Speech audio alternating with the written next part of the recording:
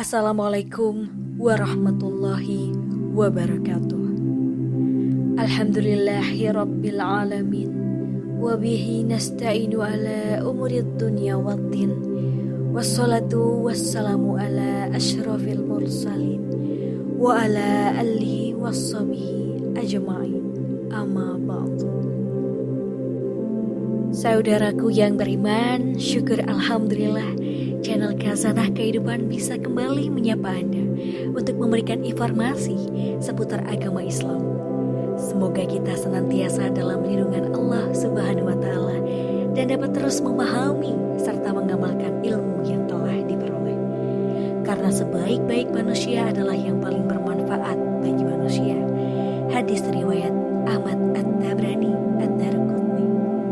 Mari bersama-sama menjadi manusia yang bermanfaat dengan memberikan kami dukungan berupa subscribe, like, komen, dan share. Serta jangan lupa juga untuk mengaktifkan lonceng supaya tetap selalu update dengan konten yang akan kami berikan. Saudaraku yang beriman, salat subuh merupakan salat yang mungkin bagi sebagian orang sulit untuk dilaksanakan dengan tepat waktu karena sulit untuk bangun pagi. Sebelum sholat subuh dilaksanakan, ada waktu-waktu sholat terbaik, yang diantaranya adalah sholat tahajud dan sholat sunnah sebelum subuh, yang ternyata begitu banyak membawa kebaikan bagi yang mengerjakannya.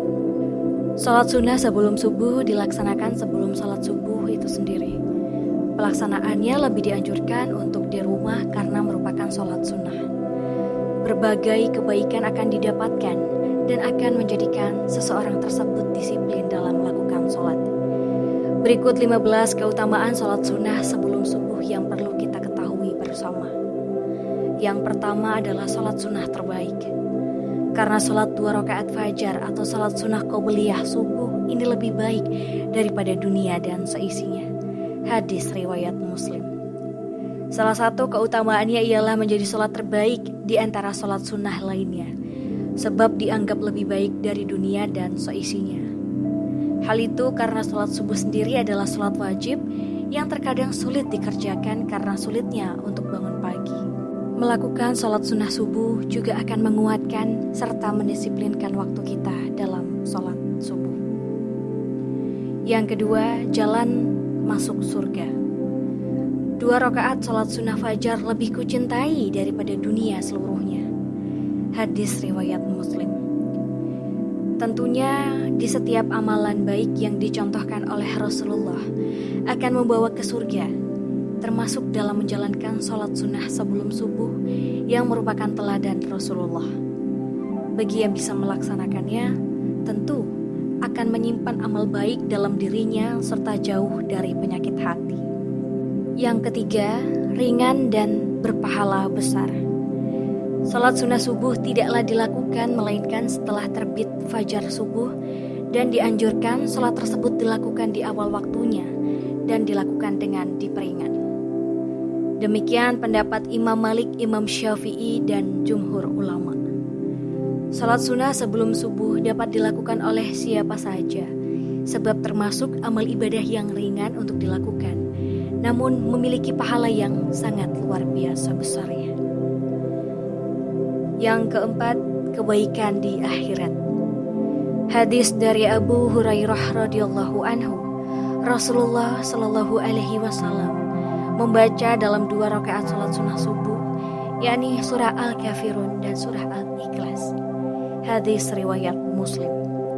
Bagi yang rutin melakukan salat sunnah sebelum subuh disertai menjaga amalan lainnya yang baik, maka akan mendapatkan kebaikan dan mendapatkan bekal yang indah untuk kehidupan di akhirat serta jauh dari siksa neraka. Yang kelima, dilindungi di hari kiamat. Hadis dari Ibnu Abbas radhiyallahu anhu, Rasulullah shallallahu alaihi wasallam dalam 2 rakaat salat sunnah subuh membaca Quran surah Al-Baqarah ayat 136 pada rakaat pertama dan Quran surat Ali Imran ayat 52 pada rakaat kedua. Hadis riwayat Muslim. Setiap yang melakukan salat sunnah sebelum subuh dan salat subuh dengan tepat waktu serta istiqomah, maka di hari kiamat nanti akan mendapatkan syafaat dari Rasulullah sehingga ia terlindung dari segala bahaya. Lalu yang keenam, mengikuti sunnah Rasul. Mengikuti sunnah Rasul tentunya sebuah amalan yang baik. Sebab barang siapa yang menjadi pengikut Rasul dan menjalankan segala perintahnya kelak akan mendapatkan syafaat dan terhindar dari segala kesusahan. Yang ketujuh, jalan menuju kebaikan.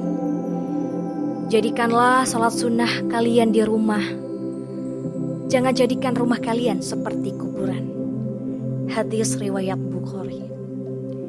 Jelas bahwa salat sunnah sebelum subuh membawa banyak jalan kebaikan. Sebab dari sana akan tercipta pribadi yang istiqomah dan tepat waktu dalam menjalankan salat subuh. Sehingga dalam keseharian pun akan juga melakukan segala sesuatunya dengan lebih disiplin. Yang kedelapan, memohon petunjuk sebaik-baiknya. Salat seseorang adalah salat di rumahnya kecuali salat wajib. Hadis riwayat Bukhari dan Ahmad.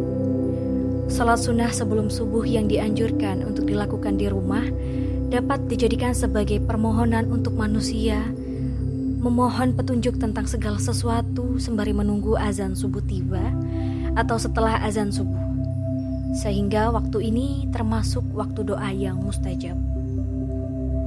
Yang kesembilan, menunjukkan rasa takwa. Barang siapa yang belum sholat sunnah 2 rakaat sebelum subuh, maka hendak melakukannya setelah terbit matahari. Hadis riwayat At-Tirmizi. Rasa takwa seseorang akan terlihat ketika ia rutin menjalankan sholat wajib dan sholat sunnah. Bagi yang lupa pun juga tetap dapat melakukannya setelah menjalankan sholat subuh itu. Yang ke-10, diampuni dosa-dosanya. Dari radhiyallahu anhu bahwasanya ia sholat subuh bersama Rasulullah Shallallahu Alaihi Wasallam dan belum melakukan sholat sunnah 2 rakaat qobliyah subuh. Ketika Rasulullah Shallallahu Alaihi Wasallam telah salam, maka ia pun salam bersama beliau. Kemudian ia bangkit dan melakukan sholat 2 rakaat qobliyah subuh dan Rasulullah Shallallahu Alaihi Wasallam melihat perbuatan tersebut dan tidak mengingkarinya. Hadis riwayat At-Tirmizi. Sholat sunnah sebelum subuh yang dilanjutkan dengan banyak membaca zikir kepada Allah tentunya akan menjadi jalan untuk pengampunan dosa dan menjadi jalan untuk lebih banyak melakukan kebaikan sehingga terlindung dari segala keburukan. Yang ke-11 merupakan kebiasaan yang baik. Amalan yang paling dicintai oleh Allah Subhanahu wa Ta'ala adalah amalan yang terus-menerus walaupun sedikit. Hadis riwayat Muslim. Rasulullah Shallallahu Alaihi Wasallam menjelaskan, seseorang yang tidak terus-menerus dalam beramal dikisahkan oleh sahabat Abdullah bin Amr bin Al-Ash radhiyallahu anhu. Rasulullah Shallallahu Alaihi Wasallam berkata kepadaku, "Wahai Abdullah, janganlah engkau seperti si fulan dulu. Dia biasa mengerjakan salat malam, namun sekarang dia tidak mengerjakannya lagi." Hadis riwayat Bukhari. Yang ke-12, mendisiplinkan waktu sholat. Aku tidaklah pernah mendengar Rasulullah Shallallahu Alaihi Wasallam mengerjakan sholat sunnah yang lebih semangat dibanding dengan sholat sunnah 2 rakaat sebelum fajar. Hadis riwayat Muslim. Rasulullah selalu semangat dan disiplin dalam mengerjakan sholat sunnah sebelum subuh. Hal itulah yang patut dicontoh untuk kita sebagai hambanya karena merupakan sunnah Rasul. Yang ke-13, sebagai bentuk doa. Nabi Shallallahu Alaihi Wasallam tidaklah menjaga sholat sunnah yang lebih daripada menjaga sholat sunnah 2 rakaat sebelum subuh. Hadis riwayat Muslim. Sholat sunnah sebelum subuh yang dijaga dengan baik merupakan bentuk doa supaya lebih bisa menjalankannya dengan istiqomah sehingga ia akan terhindar dari adanya sifat malas dan penyakit hati. Lalu yang ke-14 adalah rutinitas mulia. Ketika terbit fajar subuh, Rasulullah Shallallahu Alaihi Wasallam tidaklah sholat kecuali dengan 2 rakaat yang ringan. Hadis riwayat Muslim. Jelas bahwa melakukan sholat sunnah sebelum subuh adalah rutinitas yang mulia, sebab tidak semua orang mampu untuk melakukannya. Yang ke-15 adalah bentuk teladan. Rasulullah Shallallahu Alaihi Wasallam dahulu diam antara azan muadzin hingga sholat subuh. Sebelum sholat subuh dimulai, beliau mendahuluinya dengan 2 rakaat yang ringan. Hadis riwayat Bukhari dan Muslim. Rasulullah selalu memberi contoh untuk melakukan sholat sunnah sebelum subuh dan selalu rutin untuk menjalankannya, serta menjadikan hal tersebut sebagai salah satu teladan. Saudaraku yang beriman, demikian keutamaan sholat sunnah 2 rakaat sebelum subuh yang ternyata memiliki banyak keutamaan dan pahala yang begitu besar, serta memiliki berbagai dampak yang baik. Dan tentunya hal ini bisa menjadi pemicu kita untuk menjadi seseorang hamba yang lebih disiplin dan lebih istiqomah dalam beribadah. Semoga kita senantiasa mengamalkannya. Akhir kalam, wassalamualaikum warahmatullahi wabarakatuh.